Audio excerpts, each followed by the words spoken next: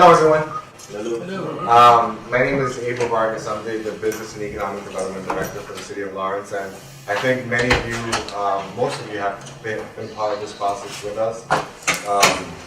About a year ago, maybe over a year ago, we saw an opportunity. We saw an issue and we saw an opportunity at the same time.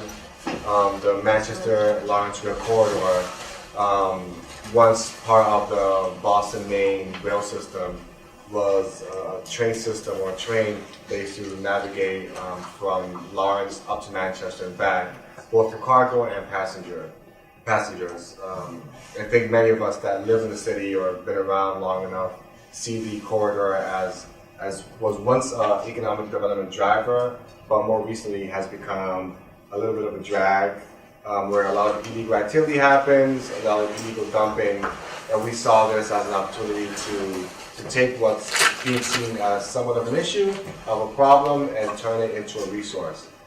The city was fortunate enough, with the help of Groundwork Lawrence, Brad is here, and Leslie, to put together a real strong application through EPA to secure $200,000 worth of funding for an area-wide plan. Since then, our team, Teresa Park that's in the back, Jim Barnes, who has since retired, myself, and again, Robert Lawrence, have been spending a lot of time talking to residents, talking to people about what is important and what they'd like to see there. This meeting tonight is a collection of everyone's thoughts and ideas. We've had two public meetings. We had a walk. We walked the entire corridor. It was a lot of fun. And all of that put together has really provided us with some good guidance about what it is that we need to do to do right by the people of the city. Before I continue, I'd like to make sure that we recognize Senator Tanney's folks from Senator Tanney's office, Joe Thibodeau, and Maria de la Cruz is here. Thanks for coming. The project itself, if funded, will be funded through Mass DOT through the TIP program. So the senator will be a big part of that. I'd also like to recognize our new DPW director, Carlos Harkis, who was just confirmed yesterday, and he has DOT experience working for District 4, right? So it'll be good to have him on board and help us out with this process. But really, all of this work and all this, coming together wouldn't be possible without the professional help of CSS. So we have Carol, Cullen, and Skip. And they're going to spend a few minutes and some time talking about what we've heard and what the vision of the city, of their vision and our vision. And after that, we'd love to get a lot of feedback from you guys and moving forward. After this is over, we'll talk about next steps. I think we have some exciting next steps to announce. But yeah, with that said, I'll have Carol and her team. Thanks, Abel. Thank you all for coming out tonight. As Abel said, we've been working on the project for about a year, so we feel like we've gotten to know the project area and Lawrence pretty well. And we're excited to see this project really moving forward into wrapping up this phase and moving forward into the next phase. So our scope for this project had two components. One was to look at the development of a multi-use trail and the associated open space all along the rail corridor. For those of you who haven't been to one of our earlier meetings, this area outlined in blue is the project area. This is the Methuen Town Line. This is Manchester Street Park up here, La Fruteria, Manchester Street, and then the corridor comes all the way down the railroad line. This is Lowell Street, Essex Street, down to Water Street, and then crosses the Merrimack River on that old railroad bridge that goes all the way across the river. The second part of the project, so the first part, as I said, was looking at an open space corridor along the existing rail corridor. The second part of the project was to look in more detail at these two blocks. This one's bounded by Lowell Street, Essex Street, Broadway, and Winter Street. The southern part of the block is bounded by Essex Street, Broadway, Water Street, and Embankment Street. To really look at those two blocks, which have some vacant land, some underutilized industrial properties, and look at what the development potential is for those parcels, those blocks, and how they could be influenced or how they could influence the future uses of them could influence what we want to do with the rail corridor in that area. So we'll talk about both of those pieces tonight. As Abel said, we've had a fair amount of community outreach for this project. We've had a project website, www.planLMRC, which is LawrenceManchesterRailCorridor.com. That's what that stands for, in case you're curious. This is our third community meeting, and we had a community walk. We've also had stakeholder meetings with a number of the adjacent property owners and also with some of the institutions in the area. Everything from the earlier presentations is up on the website, and this presentation, I saw some of you taking photos earlier, this whole presentation and the comments that we get from this presentation will all be posted to the website after tonight, so you don't have to worry about taking notes and taking pictures. It will all be there, and a draft of the final report will also get posted there.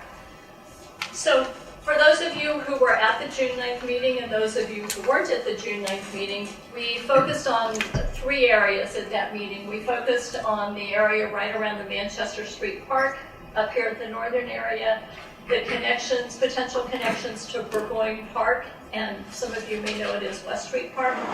For those 2 areas, we talked about programming, potential activities, what kinds of amenities people would like to see there, security issues, access, how people get there, and also design features. And then we talked a lot about the 2 redevelopment parcels at the bottom of the project area, talking about building use and scale, building orientation, parking and trail access.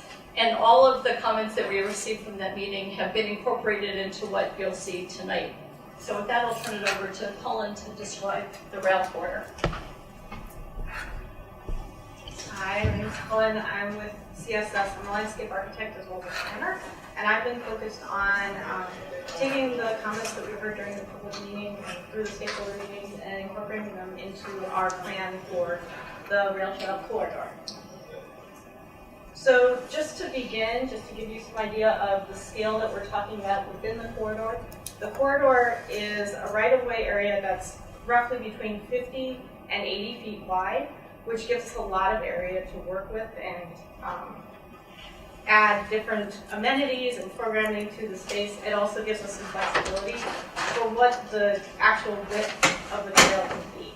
So we're showing here the narrowest width of the corridor, which is down in the development parcels.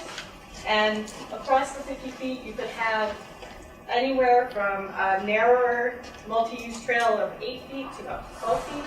You have room for possible additional sidewalk area, so you could separate the uses and have bikes and wheelbarrows on the wider multi-use trail and then have a sidewalk for pedestrians. But you also have room for an amenity zone where you could have benches or picnic tables, and we still have plenty of area for buffer zone on either side. The majority of the corridor actually falls within the 80-foot width, which gives us even more leeway with where we situate the trail, how wide it is, what are some of the amenity zones we can add to it, and also how do we make connections to the open spaces that are directly adjacent to it. As part of the community meetings, we discussed with the members of the community what kind of trail character they're looking to see within Lawrence. So we presented 3 different types of options. One is where you actually leave the rails in place and use them as a historic amenity and part of the character building of the trail, and place it adjacent to that existing corridor. You have plenty of width to do that. We could definitely allow for that within the design. Another option is to pull up rails and actually replace them with a multi-use trail, a single multi-use trail. Or you could actually have an option to do a separated use trail.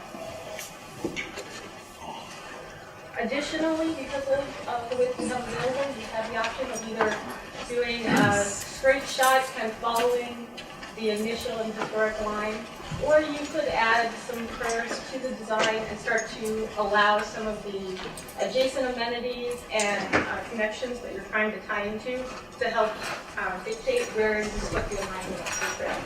It's a fairly flat cross-width across the cross-section across the entire length. So you have a lot of flexibility with how you lay this out, and it doesn't necessarily have to be one or the other. We actually do share a strong preference for one or the other. So you could do a variety of different layouts within the corridor. So now I'll just go from north to south, looking at the different amenities and design concepts that we've heard from the community and what we've developed from that input. We're starting here at the north section. We looked at Manchester Street Park and some of the amenities that would that the community would like to see added to this park. We've also looked at the multiple connections that you can make to the existing green space that exists around the north section. We're going from the northern connection that will connect from the Merrimack Rail Trail down to Burgoyne Park for this section. And this is, the character of this area is much more wooded than some of the other areas. We're calling it the wooded zone. It's a little bit more passive, and we've designed some of the ideas around keeping in context with that character. We want to create a lot of amenities within the envelope and also create some good through points and connections. We also took a look at the existing bridge that crosses over Manchester Street. The input we heard from the community is that they like the character of that bridge, they like the structure, and they're interested in exploring reusing the structure for the future pedestrian connection there. So this is the bridge today. We actually had one of our sub-consultants take a look at it. It is feasible to raise the structure of the bridge, and with more time, we could possibly reuse some of the metalwork as well. We would want to, as part of the community walk, we did cross the bridge, and one of the main comments is, could we add a safer deck to the top of the bridge? And absolutely, that would be part of the design. So we're showing here an example of how you deck over an existing steel structure. It would be something similar to this, and also we'd be adding guardrails for safety. And finally, we want to make sure, since this is elevated, that you have signage and wayfinding in order to get up to the trail. So we're making a recommendation that all the access points have kiosks and readily available signage. So looking at this area, this is the existing condition today. This is the parking lot in front of La Fruteria, and the embankment right at the back of the parking lot for the existing bridge, and the corridor runs up along the grade up above. And so working with the city, they're looking to acquire this back portion of the property. They're currently in discussions with La Fruteria, and as part of that, adding a connection directly from Manchester Street back to the Manchester Street Park, and also a ramp that takes you up the embankment and connects you directly with the rail trail above. You can also see the pedestrian connection at Manchester Street here. We also took a look into comments on Manchester Street Park as part of this process. We heard a lot of recommendations for what could be potentially included as part of future amenities. We see the rail trail as a major generator for activity, and as such, the Manchester Street Park will end up benefiting from this additional use. So exploring some of the ideas of adding some possibly passive elements like a wildlife habitat area or interpretive signage, landform design. You could have more active elements like dog parks, skate parks, ice skating rinks. We heard a lot of comments for adding seating and picnic tables, and there's about an acre of land at the north of an open field that could possibly be improved for additional athletic field space. So we're looking at this area right here. The future rail corridor runs up here. There's another spur that comes off and actually connects down to the park here, which we would be adding signage and connecting to the state rail trail. And then this is the area that we're talking about for additional future amenities in terms of what the city would like to see that space activated as. Moving further south, we're starting at Burgoyne Park or West Park. This next area has several connections that we'd like to see realized, as well as one section in the middle section of the trail that we're calling the corridor zone. It's a little bit more constricted in terms of the architecture that's on either side, and we're proposing some elements to help invigorate the character of that area.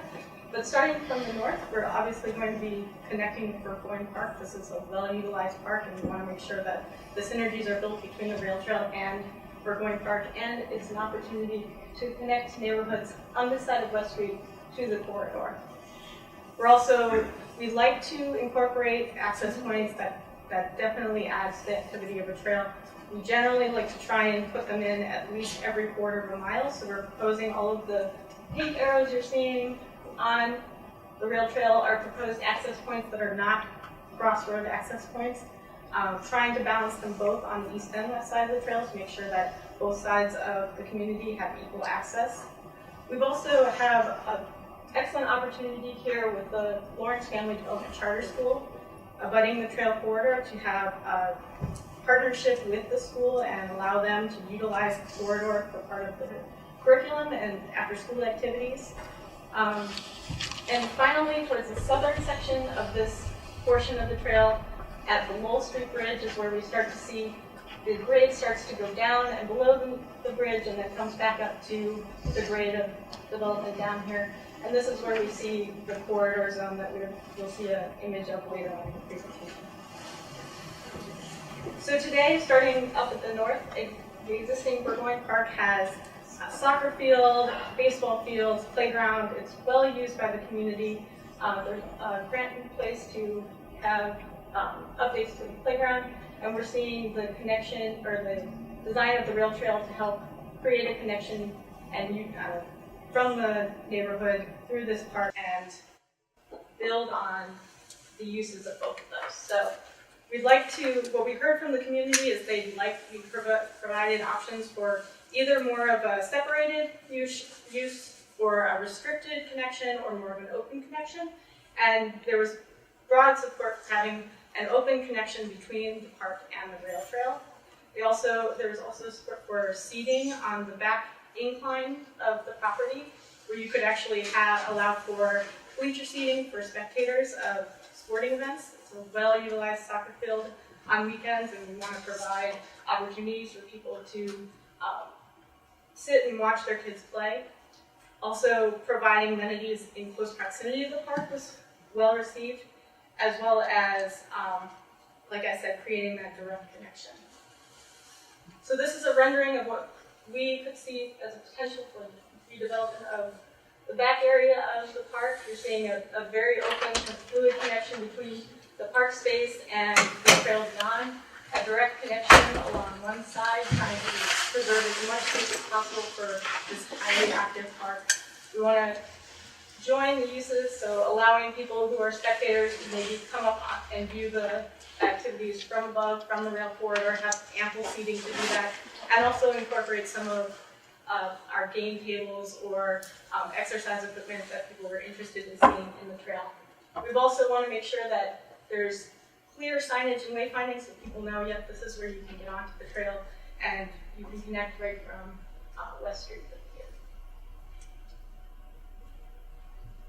So moving further south, this is the site of the charter school. This is the corridor right here, Gabriel Street crossings right here, and the charter school right here on the corner. There's also an additional property over here on Railroad Street. We met with administrators from the charter school and been very excited about the project. They're looking to provide as many partnerships with connections and opportunities for curriculum and possibly even some volunteer opportunities for their students. They're really interested in making a cross-border connection between the two facilities on either side of the corridor, wanting to incorporate it into their curriculum.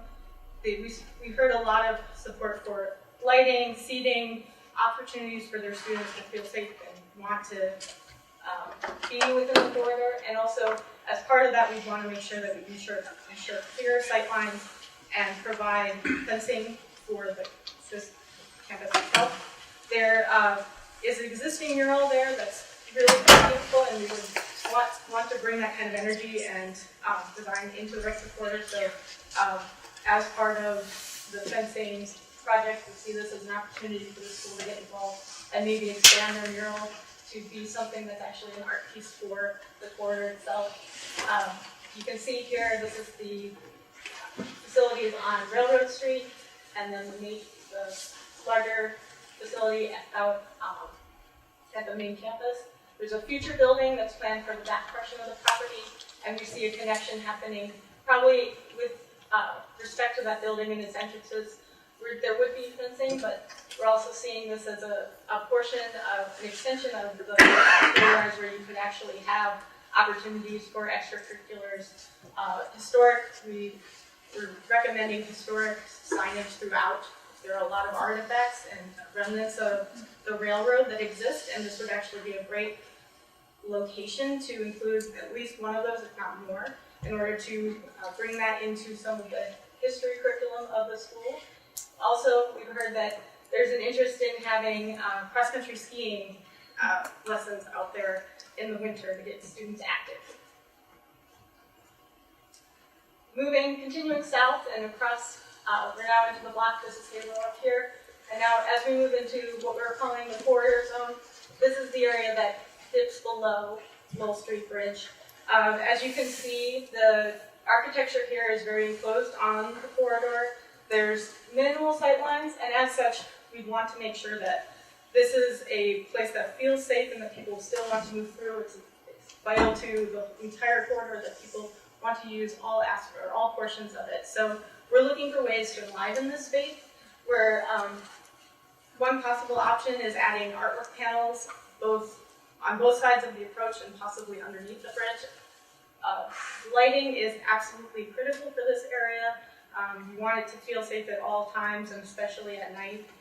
We would encourage through passage through this area, so limit the amount of seating that's available, and really just try and use the amount of activity that's generated to help start making it feel a little bit safer and as an active space that people want to be part of. So taking a look at that in terms of what that means for the design, we're showing the corridor here, the rail trail moving through, potential artwork or murals that have gone in around Lawrence could also be incorporated into this area. We're looking at lighting for underneath the bridge, either as standard lighting that you see just normal poles, or something artistic that actually can be incorporated underneath the bridge. And also this area tends to be a little bit wetter since it is lower, it passes underneath the bridge. So we're looking at some treatments for how you bridge over that. And so finally, we get to the southern section, which is the most urban of the entire corridor. It passes through the two development parcels that Skip will cover just after my section. This is the most varied portion of the trail. It's also has some of the most exciting options, we feel. There is a widened section that happens to perfectly align with the public face of the trail, which we're seeing as the Gateway Park. This is the herald of the trail. This is how you start to get people excited about using this, and we see this as the major southern entrance of the park.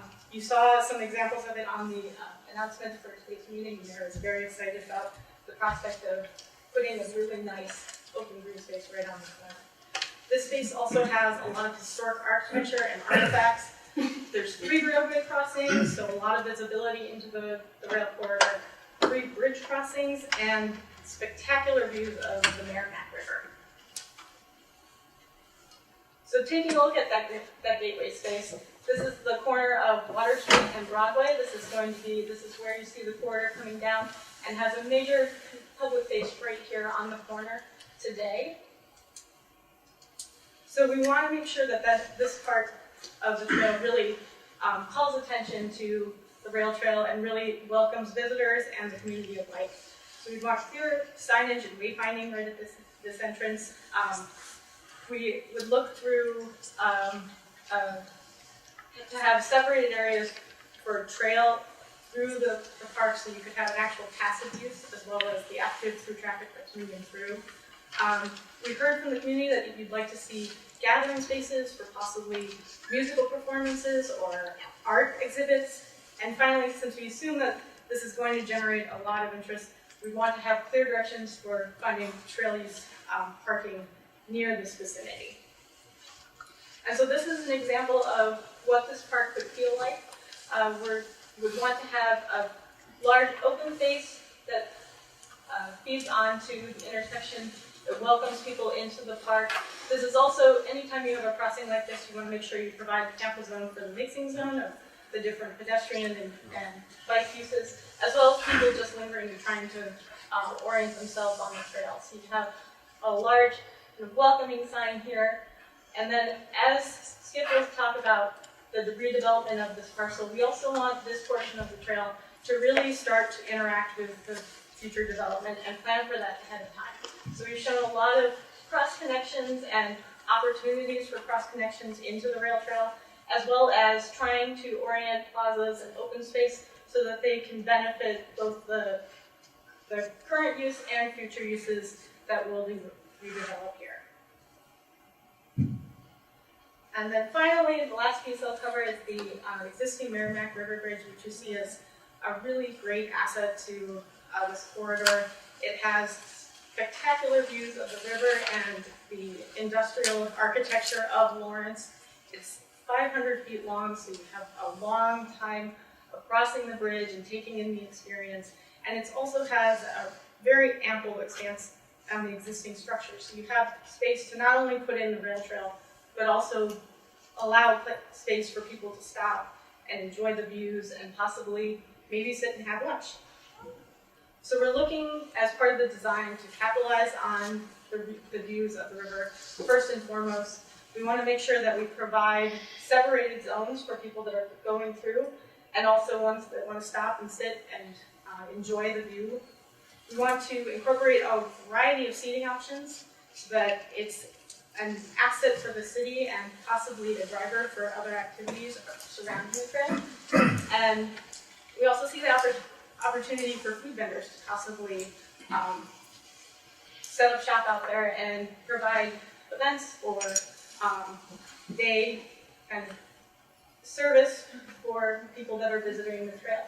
So we see this is a potential option for how you could incorporate all of those opportunities into the width of the corridor.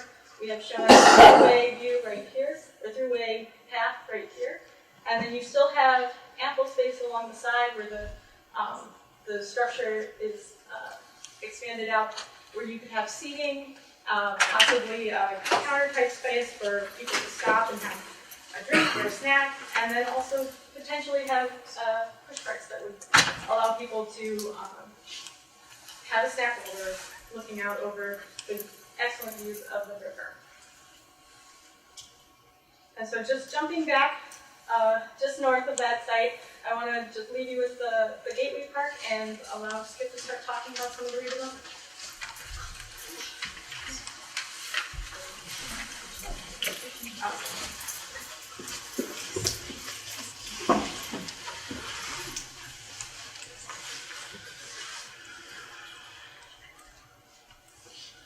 Okay, good evening. We're going to talk a little bit about potential development on the two blocks that we were looking at a moment ago that Carol and Colin were talking about. But we're in a very different time frame, whereas the rail trail is something that can go into design soon and hopefully be built soon. Development takes a much longer period of time. So we're looking at a time frame of 5 years to 10 years to 20 years to 30 years, and looking out at what could potentially be built on these blocks if private property owners and businesses want to get together, want to perhaps consolidate properties, want to market those properties. What's the potential? What could it look like? What could be here? So we're going to look at the two blocks that they were describing. The first one, of course, the plain textile block with very dramatic stacks as you come into town. They were dramatic a long time ago as well, even though this photograph put a little twist into them that didn't really exist. We're not quite sure why that. Don't know when this photograph is taken. This is Broadway. Water Street is here. Don't know the age, but you can tell by the trolley car that it's probably 1920s, a little before, a little after. This was Pacific Mills property, all of it. It was the Essex Rail Yard. They kept lumber there, they kept coal there, later they kept oil there. This was the boiler house over here. This was storage and steel fabrication, lots of sidings along here. And if you know the little restaurant that's up on the corner, JC Gourmet, that's a beautiful little two-story wooden building, and that was the office building for this operation. So it was all owned and operated by the Pacific Mills. 2 blocks, very large blocks. The downtown crossing block is framed by Lowell Street, Broadway, and Essex. The Flame Tech Steel block by Broadway, Essex, Water, and then Embankment Street on the back here, and Winter Street on the back here. Many of you, I know you've seen the blocks a gazillion times driving by. Some of you may have walked all the way through the rail corridor here, so you know it. We're going to take a look at how it breaks out when you put the rail corridor through it. The blocks are rectangular, but within the blocks there are 4 quadrants, A, B, C, D, which are created, the geometry is created by the diagonal of the trail going through. This leaves you with very eccentric geometry. Some is difficult to develop, some is easier to develop. For example, this parcel, parcel C, is 680 feet long on that axis. And it's over 5 acres, but right across the trail, parcel D is only 1.5 acres. Still has that long geometry, a pinch point down here. This one has a pinch point up here. So when looking at development, some of it's going to be rather eccentric. It's rather difficult to get parking to fit in there. It can be done much easier when you have larger parcels. In other words, when you begin to consolidate small parcels, you get better efficiency. You get more flexibility, and so that's what we're going to take a look at. Now, the blocks we said are big. They're shown here in red, and you can see the context that they fit into. The blocks on the other side are Broadway going east. Here's Essex Street, are much smaller. There are many more streets coming in. And so one of the things you want to look at is how you penetrate into the site. And how, for example, if you were coming down Common Street from the community college and you wanted to get to the trail, how would you do that? And we said there were many small parcels within here. With the lights on, it's a little hard to distinguish the colors, but there are various blues and purples and grays in here. This is one large parcel. This is a large parcel. There are 1, 2, 3, 4 small parcels down here. Up here, you've got a large parcel that McDonald's is in, but right across the street, there are 4 small parcels. So it's eccentric. However, all 4 quadrants share one characteristic. Each one has one major parcel with one major property owner. And so you have Flame Tech Steel down here in this quadrant, private property owner here, private property owner here, and here as well. We've talked with several of the property owners. Some of them are interested in positioning the property for development, either leasing or selling. Some have been talking to their neighbors about consolidation possibly and combining parcels and moving forward. So these parcels give you some opportunity to begin to think about the larger scale development. The large parcels are interesting in another respect. If you look at the green bars along here, that's frontage on the trail. They have a lot of frontage on the trail. They are directly adjacent to it. But on Essex Street, not so much, and on Broadway, even less. So on the 2 main commercial streets, the streets from which you have access, there's very little frontage, but on the trail, you've got a lot of it. That again begins to argue for some consolidation of parcels so that you do have better visibility and better access. Now, what about buildings that should stay, parcels that should stay, uses that should stay? Again, we're talking about a time frame that goes out decades. So surely in the short term, everybody would stay, or most everyone would stay. But when you begin to break it down and think about what the assets are, there are a number of historic buildings in here. This one is called the Slayton Building over here on Common Street. The owner of that building has gotten a permit from the city to convert that into housing. That's moving ahead. This building is called the Wilson Building over here on the corner. Partly occupied, not totally occupied, but it has great, what we say in the trade, great bones. You've got a lot of openings at the ground level, you've got high ceiling, you've got great windows up here, and the geometry of the building, that is to say its depth in that direction and its width in that direction, is perfect for certain kinds of reuses. Housing would be one of them, light industrial could be another. And then over here, we have the restaurant that we were talking about in the old Pacific Mills building. Now, there are other historic buildings in here as well. Certainly the Flame Tech buildings fall in that category. We're just flagging these three.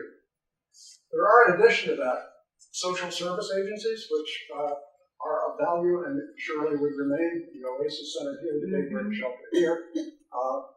Maybe they get bigger over time and move somewhere. But for the moment, we're considering and looking at long-range options, complete retention. So there was a market study, and those of you who attended, I believe it was our first meeting, heard Pam McKinney from Byrne McKinney talk about this. The market study had several conclusions. One is that the downtown crossing block, the northern block, should focus on residential uses, with some ground floor commercial use on Broadway and Onassis. Further, residential buildings could be of two types, either a mid-rise 4 to 5 floor building or smaller scale townhouse style 3-floor walk-up. Further, that they could be broken down into two types of scales of development. That is, there could be one building done by a small entrepreneur who perhaps owns the property, has the building designed, perhaps it's a contractor who constructs the building, he leases the building. These can happen incrementally, or it could be a large developer like Wynn, who did the property up on Broadway, who comes in and wants to do 100, 125 units. The Flame Tech steel block, by contrast, should focus on light industrial use with some ground floor commercial use. And we're going to get into this a little bit more detail in a minute. But the thought there being, you've got some good buildings that can be reused for light industrial use. Those buildings can be rehabbed. The shells probably can be brought back into use for less money than demolition and reconstruction. In addition to that, there are people looking for 5 to 10 to 20,000 square foot buildings with dedicated parking for new industrial uses. Food preparation is one of those. And you have enough room on this site for those kinds of buildings and that kind of parking. Where possible, rehab of existing buildings is more economically feasible, and that's one of the reasons you're going to see in a moment that we recommended retaining some of these. Now, we showed these at the June 9th meeting, and I realize these are sort of abstract diagrams, a little hard to read, and there's just really one fundamental message here. This shows the trail coming through the northern block, downtown crossing block, and the Flame Tech block. And what you notice is that the buildings, which are all orange in this diagram, are clustered around the trail itself. And so we posited that, would you like to see the buildings focused on the trail? Would you like to see some relationship, a series of perhaps small parks and plazas in front of the buildings related to the trail? And the answer generally was yes, we'd like to see that. However, that's not very urban. We wind up with parking lots on the backside facing the streets where you'd like to have active buildings on the street. So we did another one, with buildings on the street and put the parking inside. But then you have the parking on the trail, not desirable either. So we then went to sort of a hybrid scheme where you have buildings which relate to the trail in some fashion. Some of the parking is behind, but on the major streets, the buildings come out to the street and relate to the trail in a less dramatic manner, but still relate to it in some way. So this is the direction that we went in trying to come up with some kind of composite plan. One more thing before we get to the plan. There are many, many ways to put parcels together. And the idea here is that private property owners get together, make their own decisions about how to do this. Nobody can predict how it's going to happen in 5 years or 30 years. So we needed to look at a series of options, a series of ways of doing this. So we had these diagrams for all 4 quadrants, but it would take a long time and one quadrant actually telling the story. So we chose the Flame Tech case down here. This is the Wilson building. These are the 2 predominant Flame Tech buildings that we talked about a moment ago. And all of this light blue represents the Flame Tech property boundaries. This is another building, this is a parking lot, these are buildings on individual lots down here. So if you were to rehab the Wilson building, and rehab this building, and this building, this building has an 8,000 square foot floor plate, 3 stories, 24,000. These each are around 10,000, another 10,000, one is 11, almost 12, the other's a little over 10. You put that together and take 25 and 10 and 10, and have 45,000 square feet. And if you work out parking at 550 square feet per parking space, it turns out that you can get all the parking that you would need to develop those buildings within that parcel, within the Flames Act parcel, so that the Wilson building, which now has no parking, could participate in some of this. You demolish a few small buildings along the way, but you could make that work.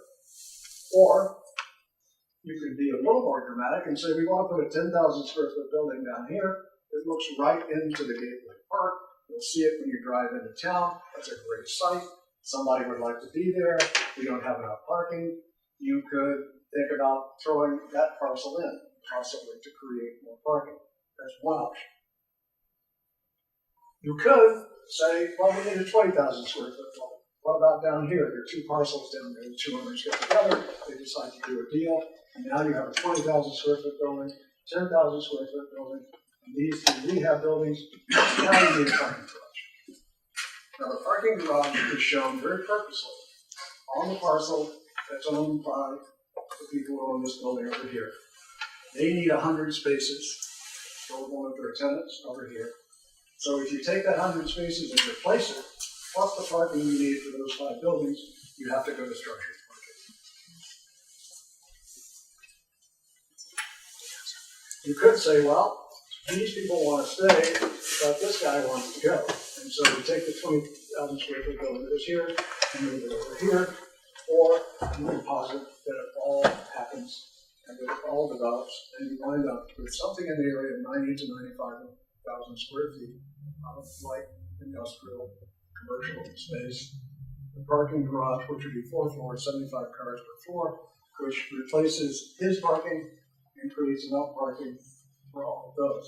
Now we did this for each one of those and came up with multiple ways to put the puzzle together. So we were then asked to take a broad look and look way out and say, okay, it's 30 years. Life has changed, retail has changed, everything has changed. The trail has had a phenomenal impact. That does happen, and it's changed attitudes about the site.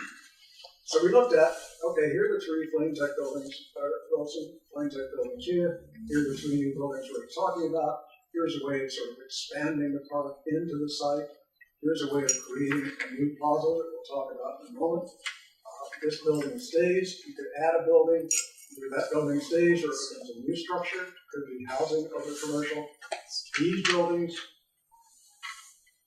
are all potentially housing on the upper floors, apartments.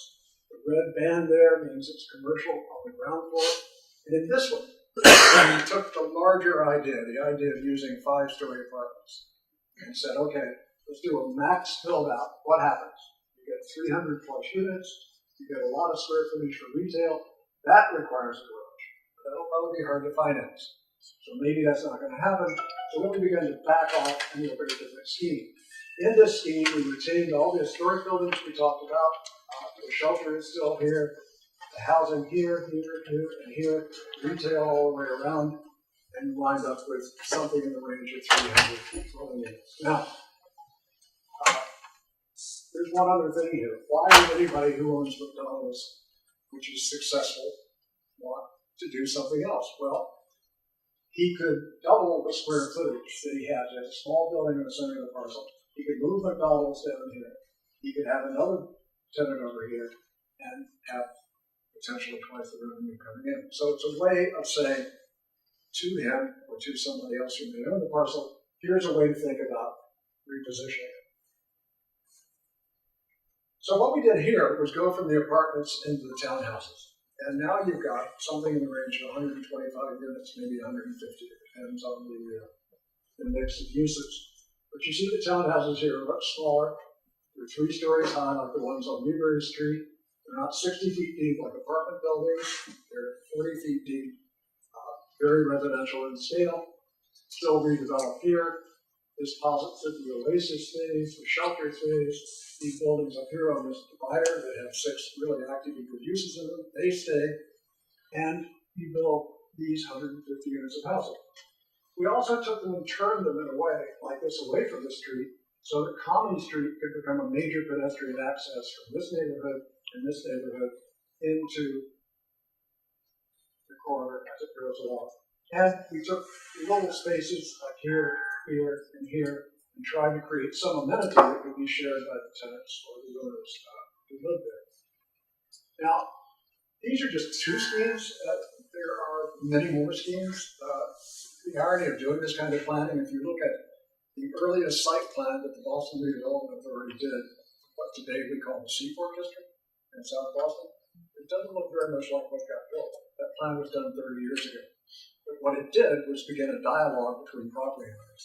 What it did was get the city thinking about how they could participate in this by putting money into streets and other infrastructure, got the state interested in that, and it had a catalytic effect. And so the intent here is not to say this is a plan to be built, but these are options and potential opportunities that private citizens can realize, private property owners, by working with the city. Here's an opportunity. I don't know if you people have been in this building. I know 2 men here have been in this building. We've spent some time in it. These are the 2 premier forensic buildings. If you haven't been in them, one's a Warner House, the other is an iron fabrication building. They're common in that they have very high ceilings, they have pretty wide open spans, and they have natural light coming in. They have a lot of character. Here's a similar building in Cincinnati, Ohio. It's in a district called Over the Rhine, a district which, if you've been there, you know was in pretty bad shape 20 years ago, even 10 years ago. It's coming back. It's been totally renovated, or it is being totally renovated. This is the building. It's a brew pub. This is what it looked like in the beginning, a lot like Twin Tech. It's an event space. You think that's yoga? We hope so. That was me. Could be a Steven Spielberg movie. Some sort of event going on here, clearly, like ping pong, and up here what appears to be a motorcycle jump, but there is a brewery in there. There is a brew pub, and they serve beer and they serve food. And it's phenomenally successful, we are told. So we want to look at the exterior space. This is the boiler building here. This is the Wilson building over here. And what can we do with all of this space? Here's one idea. It's only one idea. This is the boiler building. This is the iron fabrication building. This is the Wilson building here. This could all be parking, and that's fine. But if we do this garage with these other 3 buildings, or if we don't do those 3 buildings and don't do that garage, we have enough parking back here to make almost all of that happen. What could it be? Well, if you have a brew pub in here, or you have a restaurant in here, or you have any kind of retail in here, it could spill out into this space. So unlike the Gateway Park, which is right down here, this is private, but these could be tables and chairs, an outdoor cafe for whatever's in here. This could be an activity space on the lawn. This could be another outdoor space, perhaps where you sit, go to a food truck, pick up your food, come back over and sit down. These 2 spaces could also spill out. It could be beautifully landscaped. This is the armature for the old gantry crane. Could stay, piece of urban sculpture. Phenomenal opportunity. Could be quite interesting. And it has another asset, which is that it's right on Essex Street. So if it spilled out into this space, you wouldn't see it. By spilling out into here, you make it part of the street, and it makes the trail very visible. From ground level, it can look like this. You're looking at the boiler building. We took out the brick panel, we put in glass, opened this building up. Could be a really nice active life space. There are similar spaces. This is a rail trail in Dallas that has a brew pub on it, and this older industrial building. This is it's up in Windsor, Vermont. And I forget the brewery. It's Harpoon. That's And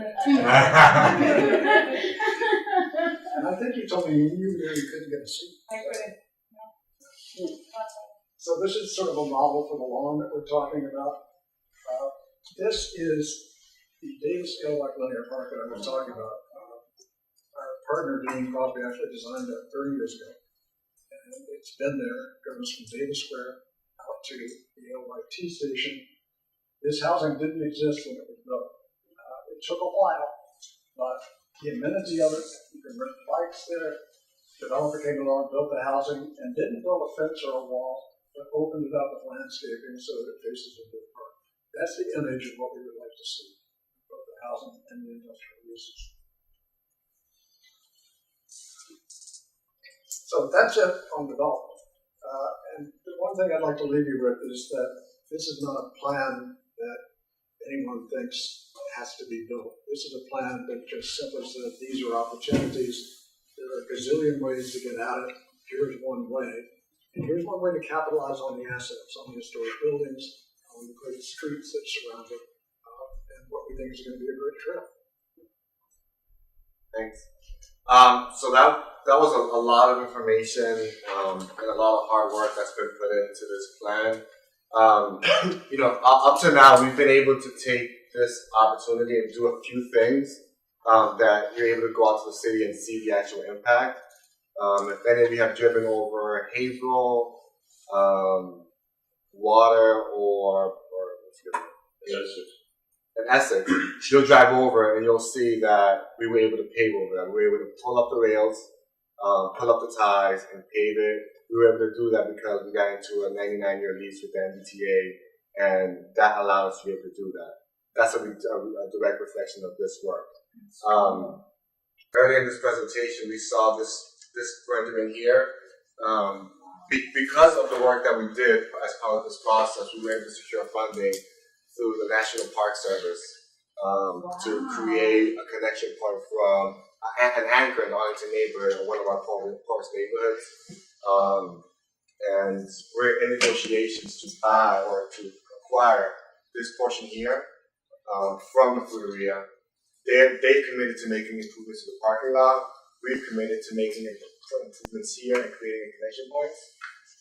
So those are some things that are happening now that are more immediate, that we feel real good about, and it's early win and what's going to be a long process.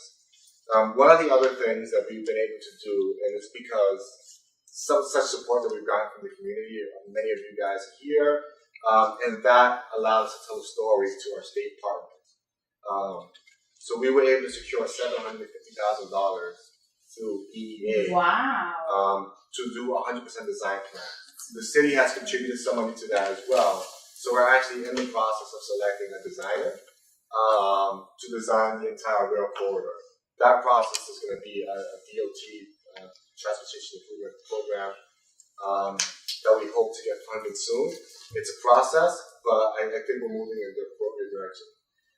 The last thing I'll say is that this project, not the last thing, but the next thing, this project was intended to be not just an open space plan. When I talked to the mayor about, I had this great idea about creating a rail corridor where people could walk and run. He's like, great, what does that do for economic development, right? And my response was, if we don't create these spaces where people want to be, that are safe and well lived, especially in areas, the development parcels that Skip was just talking about, if we don't make these public investments, it makes it a lot more difficult for the private market to come in, drop their dollars into this project, and make happen what we'd like to see happen. So what's next? I'm going to go really fast.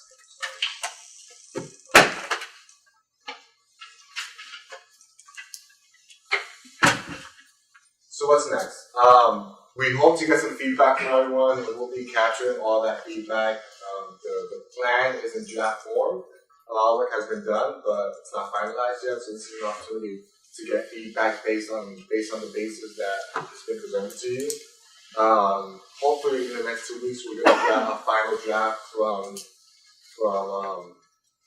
our consultants, and then we'll put it out to the website and give the community another opportunity to reflect and provide feedback on what they see. And then After that, incorporate the public comments 8 weeks from today, and shortly thereafter, put together a report that everyone will be able to see, and hopefully it's reflective of what everyone thinks should be out there. Like I said, we're in the process of selecting a designer to design the actual corridor. And then it's a matter of working with the state legislature to secure funding for the actual construction. Design is one thing. You plan, then you design, and then you build. So we're getting through the planning process.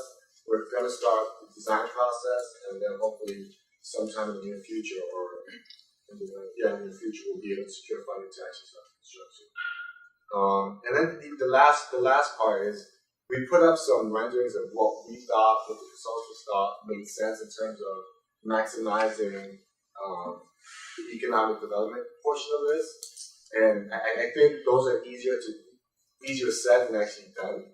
So we hope to have continued conversations with property owners and other folks to see how we can best support that and encourage consolidation or development along those two development parcels that we mentioned earlier.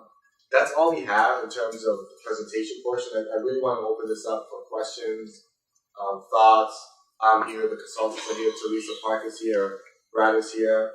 One of the 5 or 6 of us are in a position to answer pretty much all your questions. So this is time for the question.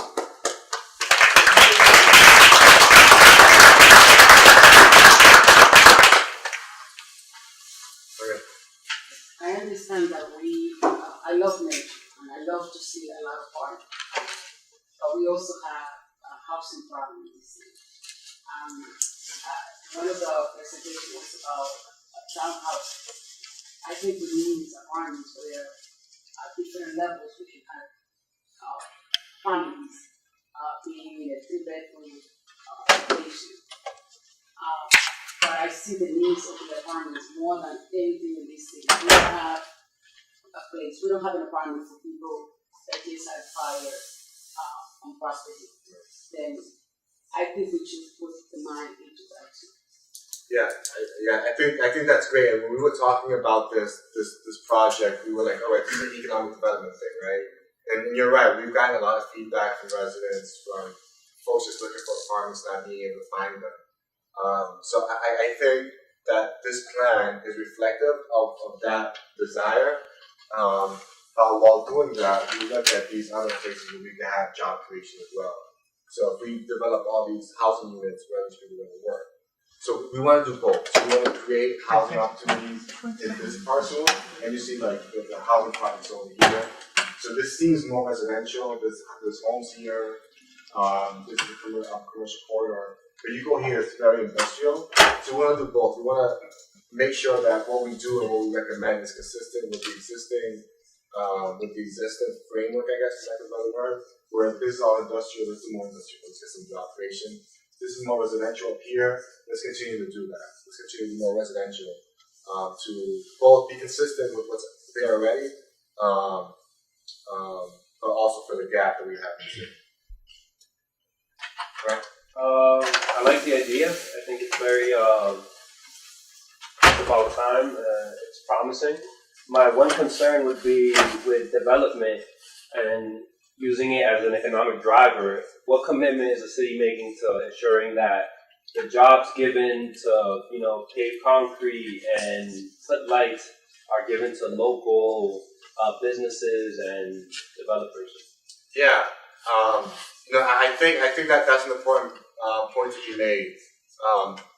In the past, I'm not sure how much of that has been done, but we do have an opportunity to engage and talk to developers, because ultimately developers they run their projects how they run their projects, right? But we're in a position to make recommendations, and we have even to this point, since I've been here, since Teresa has been here, we have entered some of those types of agreements.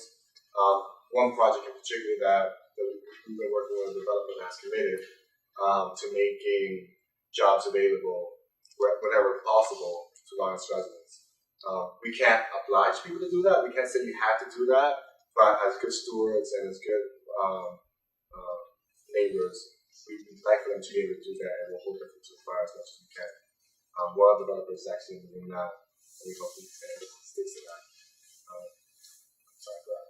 Hope that that's good for us. Who's that developer, Brad? No, we won't put him. So Josh Blevins, he's gonna be redeveloping 5 Franklin Street into 276 units. 276 units of housing, and we have an agreement that Josh will be hiring local contractors whenever possible. So there's demolition, lead abatement, asbestos abatement, things of that sort. Lisa? Hopefully, since we're trying to preserve the environment, hopefully the new stuff that's being built, when the public project development and everything, will include solar panels, because that's also very important to improve the congestion of the environment, because we are in a city that has a lot of congestion and all that to improve the environment. So my suggestion is to have solar panels, solar. Yeah, I think we didn't necessarily talk about solar, but we did talk about some of the. We've talked about a variety of amenities and partnerships that could be made as part of. Oh, I'm sorry, I came late, so I wasn't. No, here. you didn't miss it Not a today. presentation. Yeah. Oh, okay. So looking at partnerships with creating areas for community gardens, for greenhouses, or That's we did look also at important. we did look at solar. The one thing about solar is you generally need a little bit more area and a little bit more sunlight exposure. Yeah, that's And what the the other solar issue. does They have is- artificial lighting, which does work, but then it doesn't work. It depends, but I'm just thinking a lot would help to improve the environment. But one opportunity there is for solar on the corridor is the lighting. So the actual light poles themselves could have the potential to have solar powered panels incorporated with the lighting. So that's an opportunity. Okay. It wouldn't be generating power for the city, but it would be able to generate power for lighting. Well, at least something. It's a start, right? Yeah. Every little baby steps helps. Yeah. So yeah. So I noticed that most of the times when parks get developed, there isn't funding to go along with cleaning the park. What's going to be done with that? With we're going to make a corridor that's X amount of acres. Are we going to be able to secure that these corridors are going to be maintained and well as maintained, but also become well secured, like they're well staffed and made sure that they're safe for the community? Yeah, I think the one of the things that we need to do early on in terms of the design and decisions that we make is where we're selecting and choosing the types of landscaping and the types of materials that are used to develop the corridor, whether it be benches or the types of plants and things of that sort.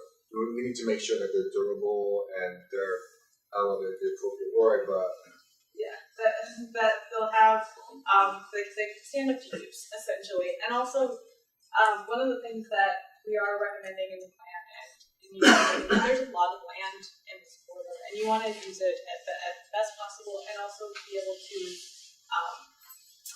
activate it in areas where you're going to have high use, but then in areas where you're going to have through traffic, like we showed in that corridor, limit the amount of area that actually needs to be maintained. So we do this on a lot of rail trails, and you have the area that you're going through, and then you can allow, with minimal maintenance, the areas surrounding to be natural and larval wooded. So an example of that is like the Ferris Park, right? It's natural vegetation, it grows, and it's okay that it grows. It looks good as it grows, and that's a feature of that park that we can follow and make sure we carry it over here. I know some people have thoughts about that. So Brad. Yeah, just in terms of landscaping of the corridor, you got to keep in mind there are a lot of utilities already using this corridor. So you have overhead wires, and you have gas lines and fiber optic lines underground. So that kind of limits the amount of trees that you're going to put in there. And also the utility companies like to keep it clear as well. So they'll inevitably be a partner in this project. The charter school, super excited. Ralph once wants his team to maintain that section. So I mean that's a great public-private partnership right there. And the fact is, if you don't improve it now, it's a sign of dereliction within the city. It's illegal dumping. This is an opportunity to make unwanted space and integrate it into this Lower Tower Hill neighborhood. Weave the downtown to Tower Hill and bring those two together. It's pretty exciting. I agree. I also want to be mindful that we're building for today, but thinking about how that's going to be maintained, and are we going to be able to keep it going in the future? So, in response to your question, one of the things that I don't think a lot of people are aware of, the City of Lawrence is a mass in motion community. It's part of the statewide network of communities that promote healthy eating, physical activity, and so we have been looking at how do we maintain space, because as you said, there's not a lot of monies available for maintenance once we put up these spaces. So how are we gonna respond as a community to that? And so part of what we've been doing under our Mass in Motion project is looking at open spaces, all the green spaces that are available in the city, and coming up with some plan, working with DPW to have an open space adoption type thing, adopt a space, if you will. It's in the basic planning process, but looking at, okay, if we have an entity, let's say an abutting business, adopt a part of the corridor, how do we work then with DPW, let's say for garbage collection, if they do a cleanup on a particular day? So we're working through some of that in response to what you're asking, but it will take some time because it takes more than one grouping to come together to make it work. But it's where we're looking at it. We're being responsive. Yeah, and I think that message that you just, resonates throughout the entire community. People say we're building all these parks, but there's trash all over the place, right? And I think you're right. I think we have to do better. The city, and it's great that Carlos is here to hear some of the testimony of folks, because it is on the front of mind of a lot of people in the city, and the city does have to do a better job of maintaining their parks and the resources that we've invested in. Regarding maintaining the parks, we have Groundworks Lawrence, and they have a youth program. Maybe somehow we can partner with the youth program and have once a week we clean the same areas to help maintain it, because hiring people is a great idea, but why don't we use the resources we have in the city? Right.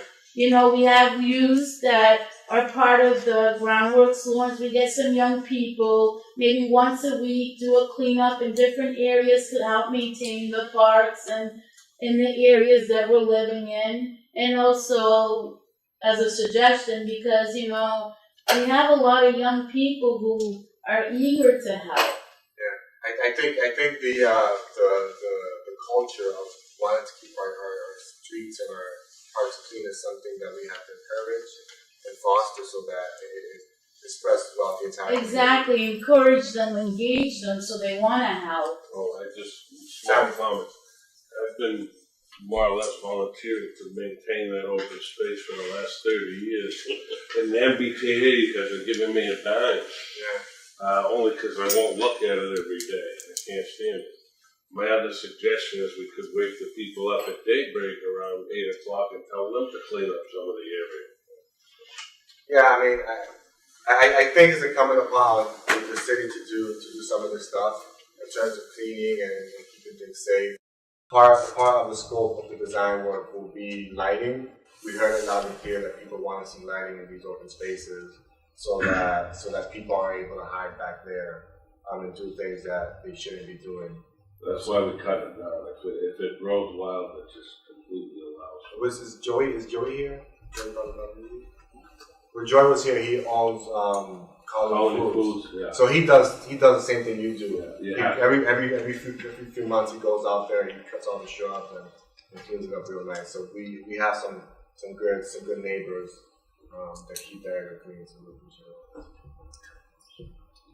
Going back to what Adam was saying, When we get this kind of program in the city where we get a lot of $1 million coming to develop any place, people who doesn't know English, they don't get the job, even though that they know how to do the job.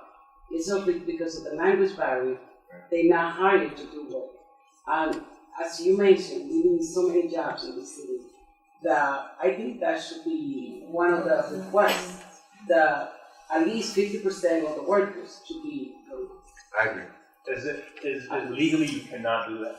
I think, I'm not sure if, from what I understand, I've heard that, people put these into these contracts and these agreements, and they just don't hold up in court. Even if you were to put that into writing. But I agree with bringing. Yeah, I totally agree. But I think what we can do, oftentimes, people like to have adversarial relationships about what gets done and what doesn't get done, and you have to do this and you have to do that. And I think our policy as an administration, as a city, has been to work collaboratively with folks, and hopefully build a good enough relationship that we provide assistance and support to these developers, and in return, they provide some of that back to us to support, our economic development, our workforce development efforts, to do some of this stuff. And mind you that much of the projects that are done, even though they receive public subsidies, the bulk of the subsidies they receive are not city dollars. They might be state historic tax credits, or they may be low-income housing tax credits. So it's not like we're giving them money. We're giving them support. And in return, we ask for the same thing. How many community meetings were there? So we had, so this is the third sit-down community meeting, and then we had a world trail walk.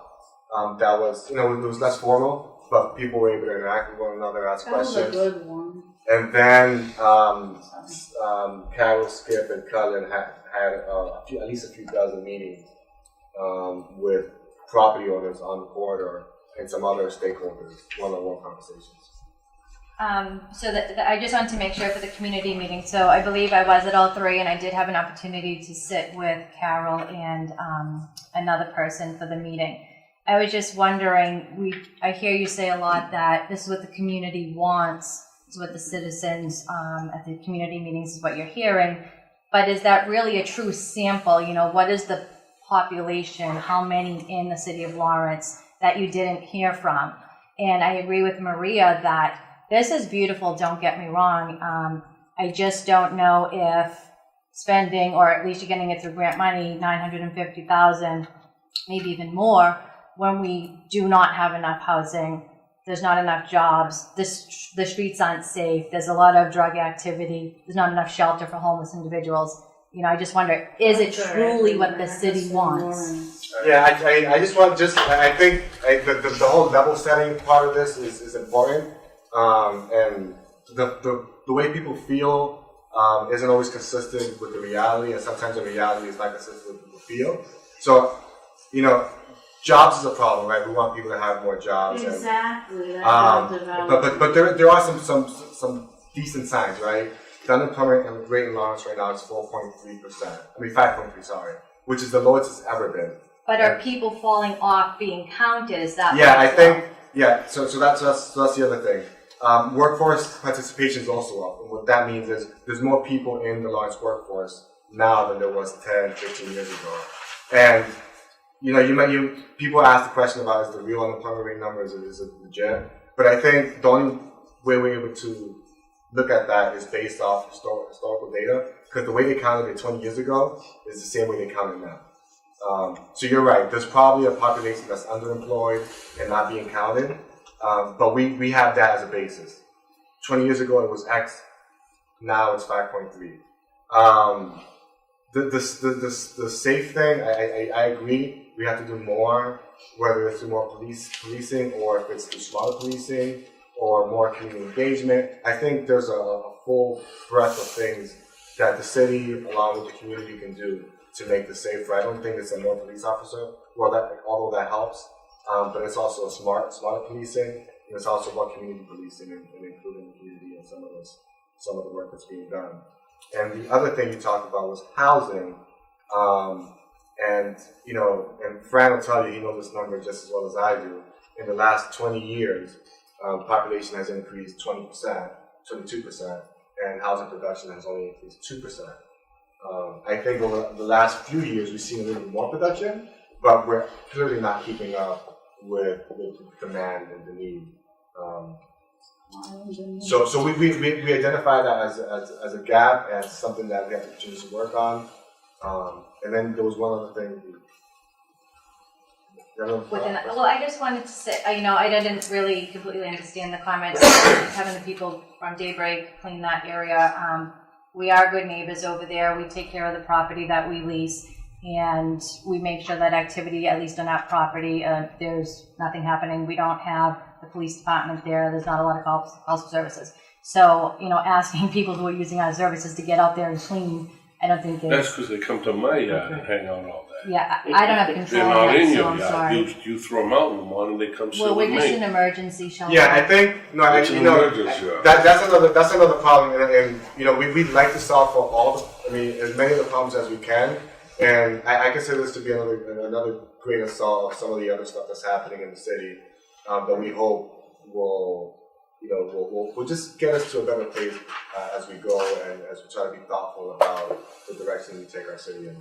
Right? Just throw in there, this isn't the end of the public participation process. This is just the beginning. There's going to be more public meetings as this design process is launched.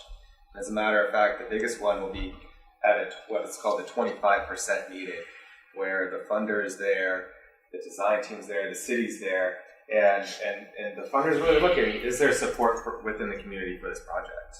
And that's really important. So while we've held 3 meetings, it's just getting started. Wait, how important? Is it important enough that it will stop the project, or is it important enough that it's like, oh, we have some people, but if it's not enough, people will still keep going? I would say that if there are people out there protesting this project, that we probably it would stop. It's supposed to be in school. The other point is that the city's been very proactive in getting money from outside sources and agencies to further this project, and they tend to be very specific pots of money. So, for example, it was an EPA grant that paid for most of the work that we've done on this so far. And it's very specific what you can do with those EPA grants. They're for doing this kind of work. They couldn't have gone that money could not have gone towards building housing or policing neighborhoods or maintaining your roads. It's very specific money for developing these kinds of plans. And similarly, the city's looking for transportation funding from the state DOT to pay for constructing this. That's another specific pot of money that you can't say, well, we want to get that same amount of money, but we're going to use it for something else. So I think that although there's an acknowledgement that there are lots of places in the city where money's needed to do a lot of things, it doesn't necessarily mean that you cannot do this and use that same money to do something else. I think it's important to remember that. And just in response to your question, the Lawrence General Hospital and the health center just completed their community health needs assessment. And part of what the public has been asking for, those people that have been interviewed, is more opportunities for physical activity.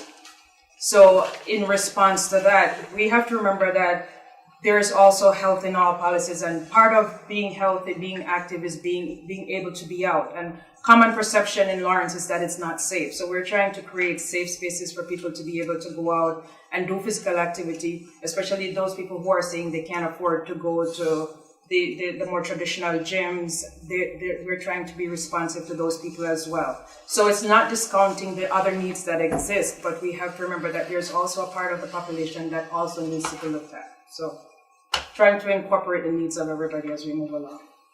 I just throw in there too that this is part of a 30-mile corridor.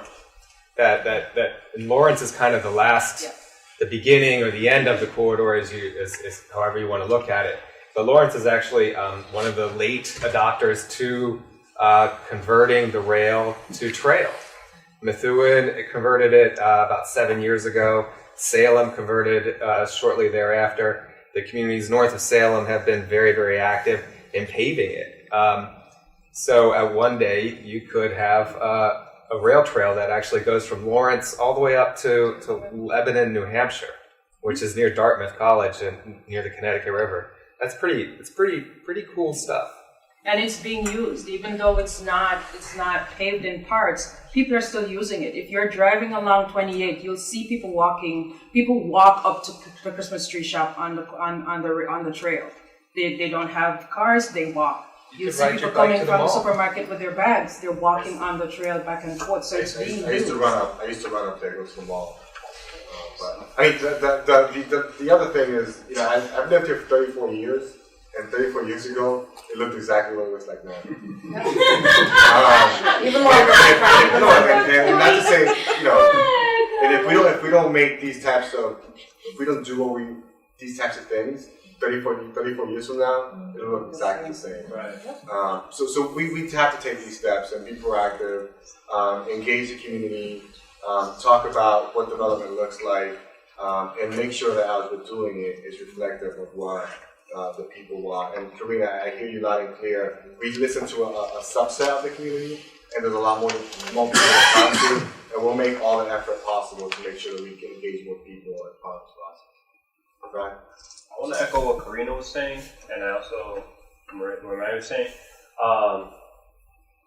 Again, it is a great idea, but we are concerned that we don't want money that could be allocated again for housing and other projects to be allocated for a park.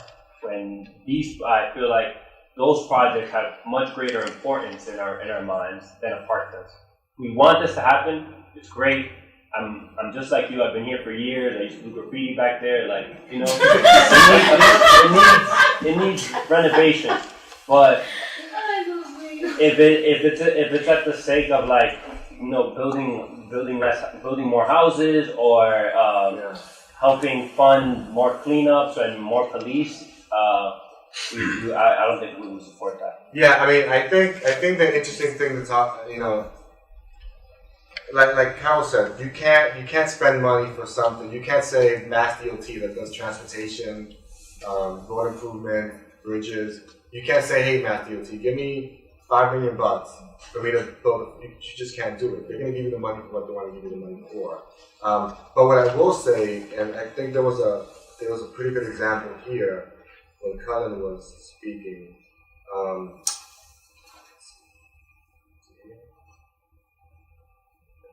I think it's this is housing. No, this is Oh, yes, there was housing.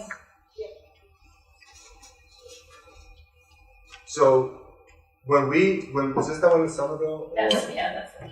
Yes. Okay. So there's a rail corridor that runs between Cambridge and Somerville, and they use the same exact process, the same exact funds to fund something similar to this. And what they created was a public space amenity. And that cleaning that up, investing that money, encourage people to invest more money. And I think that's what we want to do. All we're doing is setting the stage to make it easier for the things that you're talking about to happen. If the roads aren't clean, if the infrastructure is no good, if it's not safe, these things are less likely to come to the city. And we're using one specific pot of money to encourage the types of things you're talking about. I think Carlos had a question, and then Maria. Just something that I wanted to add. I work for Mass DOT right now in District 4, and the DOT is actively funding right now a lot of these projects all over the state. So this is something they're actively pursuing and looking for.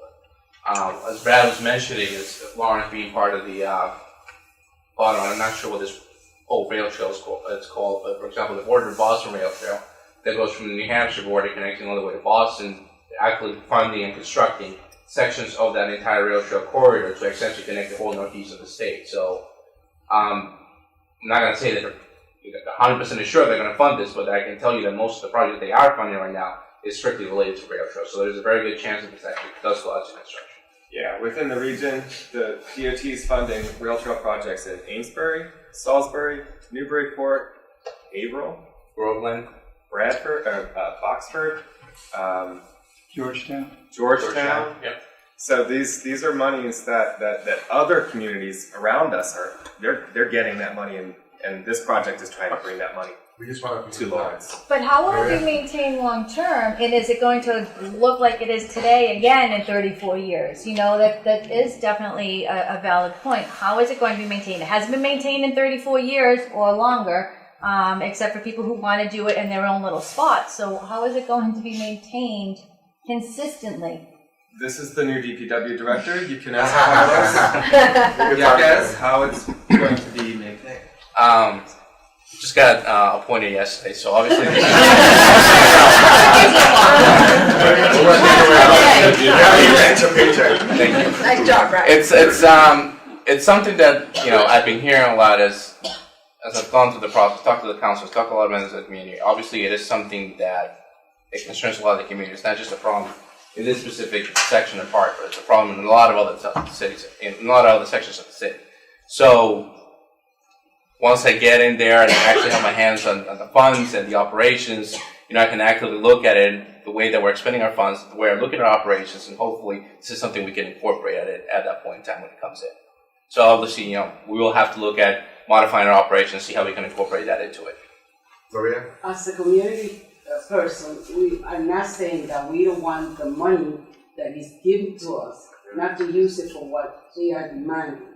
But as a public meeting that this is, we need to let people know our needs. Out of the fire, they said 5 apartments were got into fire, but it was like 7 or 8 families living in that kind of building. That's one of the biggest concerns that we have. If I would have had money, you know what I would use it for? To build a police station. Because if you walk to the police station, you can see how gross is that location to be in a city that needed so many change. Then I wouldn't take the money for that. But if the money is given to us to build park, who is going to take care of those parks after they are built? Who is going to live around those areas and enjoy the view? Which business are going to come to that area where they're going to be pushed? In New York, they have to do the cleaning. They have no choice. You don't clean the front of your building, and you're going to get a ticket right away. Yeah. Then, it's a lot of concern that we have as community people because we have those people in our children today. We have people living 3 families in one apartment. Skip, how many units of housing are in this conceptual plan, more or less? There's so many variants on that. We have about 300. It depends on the unit mix of 3 bedrooms, 2 bedrooms, 1 bedroom, studio. That has a big effect on it. You could get up, if you do it over the commercial buildings as well, you can get up to 375. So, I mean, again, the housing is... But the issue is, I want to reinforce this, you can't do that kind of density without parking, and even if you have shared parking with commercial uses, even if you cut down what zoning requires and have 1 space per family, even if it's a 3-bedroom, you're still going to get into structured parking, and that changes the financial equation of building the housing. So it's a tricky thing to pull off. Well, this isn't Plymouth. I mean, this Lawrence is densely populated in a very, very small area. And I was going to follow up to the very first question that she asked, and what Abel was alluding to with supply and demand on housing. How did the consultants, and Carol, come up with the idea of townhouses versus, larger developments? As I say, this is really what you call a capacity analysis. The study is to see what fits. Mm-hmm. Not this is the right thing to do, or what fits. And does it make sense? And can you get the parking in? And can you get the access? And can you tie it to the trail? So it's just a study to look at the feasibility. And the difference of the bigger buildings and the smaller buildings was a combination of things. One was that our market consultant said that some smaller scale developments would attract a different kind of developer and be financially feasible. In some cases, you want to get a bigger development and a larger one, and a bigger development and a bigger developer. So we looked at how you could fit both of those on, but we're not. Yeah, because I just question whether the townhouses is going to, satisfy the appetite for housing around it. Yeah. So I think that what Skip was able to do was take a look at both, right? So this conceptual drawing was 4 or 5 story buildings, multiple buildings with some commercial down below, and then this one was a little less dense with the townhouses. So this is more dense, less dense. The more dense would require some level of structured parking. Would the city ever consider going beyond 5 floors? I mean, Parking on the ground. yeah. I On mean, the I ground think, parking. yeah. I mean, some of that has already been done. Not in Lawrence, but that we've seen it. We went to Somerville, we saw some of that parking underneath. So all those are considerations. One of the things we thought about doing was, and we actually did a design for putting the parking under the building so we can increase the parking supply. So yeah, that's possible. Josh? I will say, as a developer of mixed income housing across the country, these sorts of projects are things that people who would potentially come into Lawrence or any community and build high quality, low income housing, middle income housing, market rate housing want to see, because they want to know that where they're building these apartments or townhouses or whatever the product might be, that there's going to be things for the community. There's going to be things for the residents to do. My building is a block off of this trail, and this is something that I and my partners are pretty excited about. I'll say that I don't know what the total budget for this project is, but it's really a great way to leverage a larger investment in the community and housing. Our project, for instance, is probably at least an $80 million project that's happening a block off of this rail trail. I don't want to say it's happening because of the rail trail, but it's definitely something that folks like us are excited about. And I think that activating this area, and I'm speaking here as a developer, I think activating this area and putting more housing units downtown near Essex Street is going to put more people in these existing commercial districts. And it's always great to have IBM or Apple or General Motors relocate to your town, but the vast majority of economic activity is it's day-to-day transactional stuff. It's buying a sandwich, it's picking up clothes from the cleaners, and I think that there's a lot of exciting stuff happening in Lawrence, and this is definitely part of it. Tony, I hate to put you on the spot. What do you think Tony works for the Merrimack Valley Planning Commission and provide us with a lot of support as we pursue DOT funding? More or less, what do you think that the construction costs might be within 5 or 10%? Around $6 million? 7? So that's what we're vying for. I mean, there's real expensive parts of this project. The 3 bridges, or the 2 bridges that we go over, and 3 bridges we go over, sorry, and the 1 bridge that we go under, are all super expensive things. So, the work that we're doing, the improvements that we're trying to see happen in the city, we think is worthwhile. Because if we don't invest in the infrastructure, if we don't invest in the safety, if we don't invest in the things that make people want to be in these places, the things that we want to see or that we aspire to be, is just not going to happen. So whether it's on the corridor, or it's on Park and Lawrence, or it's on Merrimack Street, all these public infrastructure projects are happening, or are going to happen, or have happened, encourage other activity, like we're seeing on Merrimack Street, like we're seeing in Park and Lawrence. Any other thoughts? Good evening. First of all, I'd like to compliment all you folks. Very good presentation. I'm a bit of an intruder from over the border, Salem. And I'm highly involved with the Granite State Rail Trail that was alluded to, this being the Manchester-Lawrence corridor, the first 27 miles from Lawrence to Manchester, 27 miles. And yes, it does go all the way up to Lebanon, New Hampshire. About 65% of it is available, usable today.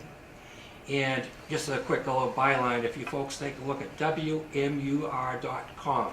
Channel 9 website, there was a whole article on it today about the Granite State Rail Trail and how it's all being linked together. I saw they broke it up by miles and. Yep, it's broken up by miles. Again, I represent the Salem section of it. I'd just like to chime in on a couple of concerns that were passed by here tonight. Maintenance. That has been a big bugaboo and a major topic every community. The experience that we have had in Salem so far, we just opened up our first 1.2 mile section, cost $1.3 million. 80% federal, take that back, was 75% federal, 25% we raised locally. I know I wrote the checks to the town to offset their station has some money. But anyway, bottom line, it still came down to the fact for maintenance, the way it's been worked out in Salem so far around the state, is that by and large, the more a trail is used, the less maintenance and trash issues you have. People watch out for it. They care about the trail. The trash I pick up in Salem blows off at 28 for people throwing stuff out car windows, not the trail users. The trail users, they see a coffee cup that's dropped, they pick it up. It's an interesting concept. It's safer also. The more people use it, the safer it is. And as far as, again, the financial aspects, a little interesting twist. In Salem, we don't call it the Salem Rail Trail. We would not have received any funding if we were to call it a rail trail, because that has the connotation to it of being recreational in nature. Salem, other than Cannonball Lake Park, isn't known for recreation, it's known for business. Transportation corridor, we've got transportation money.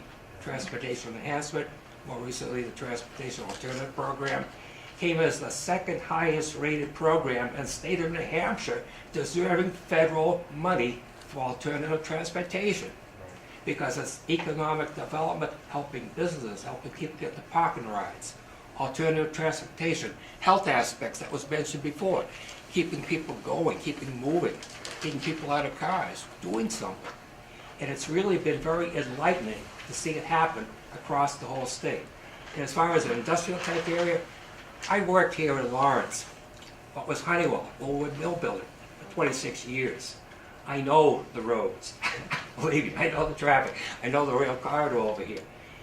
Have you ever been up to Laconia? There is an industrial area on the southerly side of Laconia, New Hampshire, downtown. That's now a rail trail. The community came to light and spruced up their neighborhoods. What was a dumping area? It's beautiful. They got murals, they've got gardens, they've got shrubbery privately put up because they are proud of their community.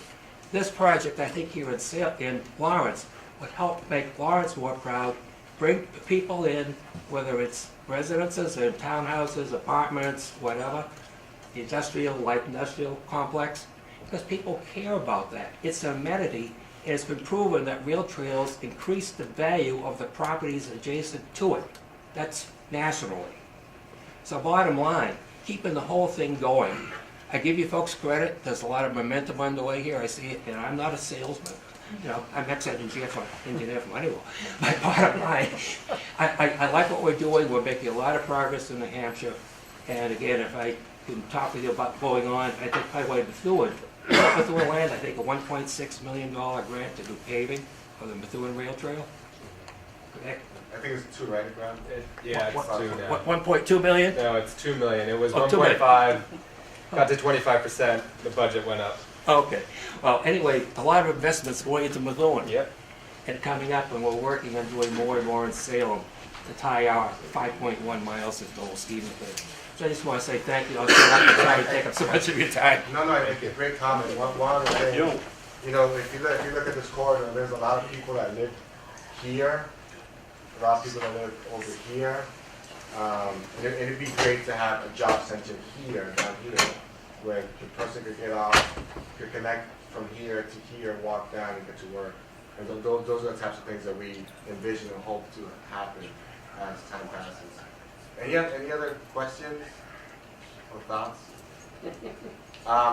Yeah, one. Sure. I was just curious. I kind of got the answer earlier, but like, how much, my question is about safety. It's a big deal about safety going on these days, but as far as safety goes, on the design aspect of it, how was safety incorporated into the design of the corridor? Was that a big focus as well? It was, to a certain extent, and Colin can jump in, we certainly thought about safety, and one of the issues with safety is visibility, so we thought a lot about making it visible from as many places as possible. Connections are really important, so we thought a lot about how you get additional connections in there, so it's not just from street crossings.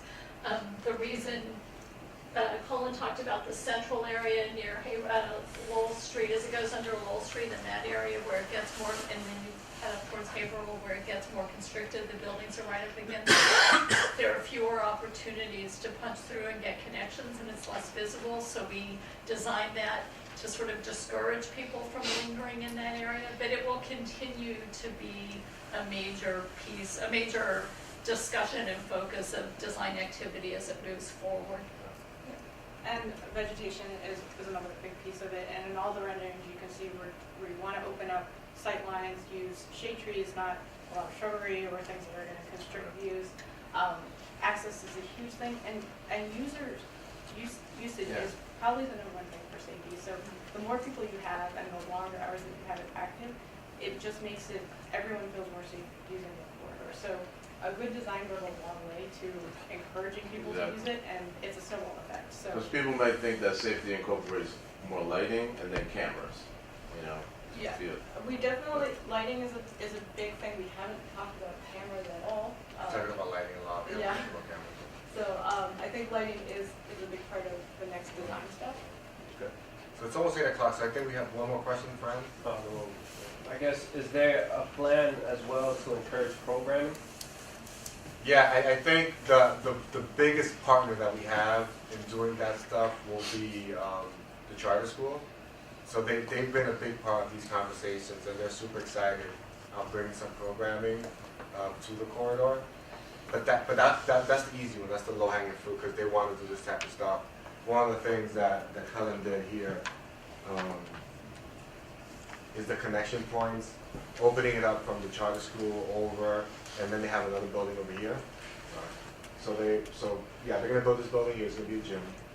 They have access here. They can go down there and come over. So they want to do a ton of stuff there: cross-country skiing, cross-country, bike running, and a bunch of other stuff. I think there'll be an opportunity to do public programming as well, and we'll invite community groups, Groundwork, Lawrence, and other folks to participate in that. And we're, the Mayor's Health Task Force is also thinking, when it's further down the road, when it's constructed, of moving the ciclovia over to that area so that people have the opportunity then to ride for as far as they want to ride on their bikes. So that we're not shutting down downtown, but we have our own space where we can do that freely as the summer days move along. So we can do it more often. Yeah. So we're really hoping to be able to do that as well. Just in terms of programming, you're thinking about activation, right? So heading from the north onto the south.